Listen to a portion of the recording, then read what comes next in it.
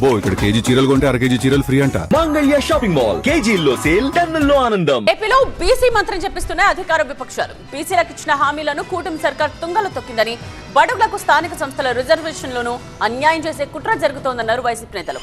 బీసీల హక్కుల సాధనకు కూటమి ఇచ్చిన హామీల అమలు కోసం ఉద్యమ కార్యాచరణ రూపొందిస్తామన్నారు. బీసీలకు ఎవరేం చేశారో రండి తేల్చుకుందామంటూ సవాల్ విసురుతున్నారు.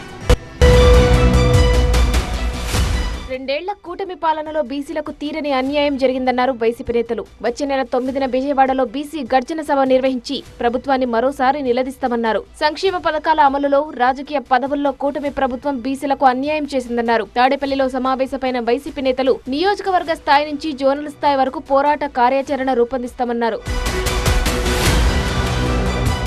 బీసీలను చంద్రబాబు మోసం చేసినట్టు మరెవ్వరూ చేయలేదన్నారు మాజీ మంత్రి విడుదల రజని. చంద్రబాబు మోసాలను బీసీ గర్జనలో లేవనెత్తుతామన్నారు. బీసీలను అణచివేతకు గురి చేశారని ఆగ్రహం వ్యక్తం చేశారు. కావాలనే వైసీపీ బీసీ నేతలను అరెస్టు చేస్తున్నారని ఫైర్ అయ్యారు. అనేక మోసపు హామీలతో, సూపర్ 6లో సూపర్ మోసపు హామీలతో ప్రజలకు ఆశ చూపించి, మరీ ముఖ్యంగా బీసీలకు అందరికీ సంబంధించి అవి చేస్తాం ఇవి చేస్తామని మాటలు చెప్పి ఊదరగొట్టి బీసీలతో ఓట్లు వేయించుకొని అధికారంలోకి వచ్చాక చంద్రబాబు నాయుడు గారు ఏ విధంగా వారి ప్రభుత్వం క్రమక్రమంగా ఈ 2 ఏళ్ల కాలంలో బీసీలని ఎలా మోసం చేస్తున్నారు అనేటువంటి విషయాల్ని బలంగా ప్రజల్లోకి తీసుకువెళ్లటం.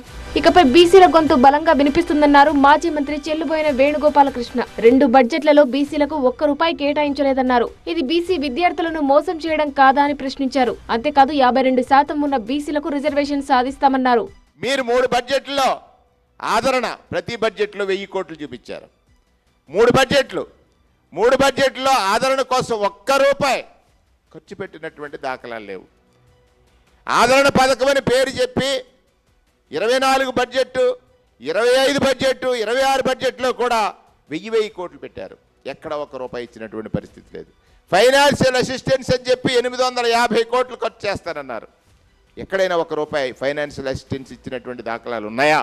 ఆగస్టు 9న విజయవాడలో బీసీ గర్జన సభ పెట్టి జగన్ నాయకత్వంలో బీసీల గొంతు వినిపిస్తామన్నారు మాజీ మంత్రి జోగి రమేష్. జగన్ ఉంటేనే సామాజిక న్యాయం జరుగుతుందన్నారు.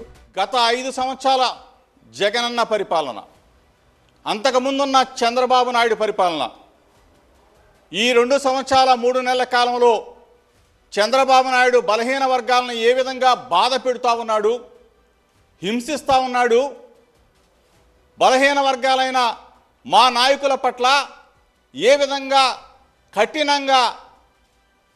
కఠోరంగా వ్యవహరిస్తూ ఉన్నాడు, మమ్మల్ని ఏ విధంగా అణచివేతకు గురి చేస్తూ ఉన్నాడు అనేది సమాజానికి తెలియజెప్పాలా, ప్రజలకు తెలియజెప్పాలా. మొత్తంగా బీసీ గళంతో వైసీపీ స్పీడ్ పెంచింది. మరి ఆగస్టు 9న ఏం జరగబోతోంది? కూటమి ప్రభుత్వాన్ని వైసీపీ ఎలా టార్గెట్ చేయబోతుంది అన్నది చూడాలి.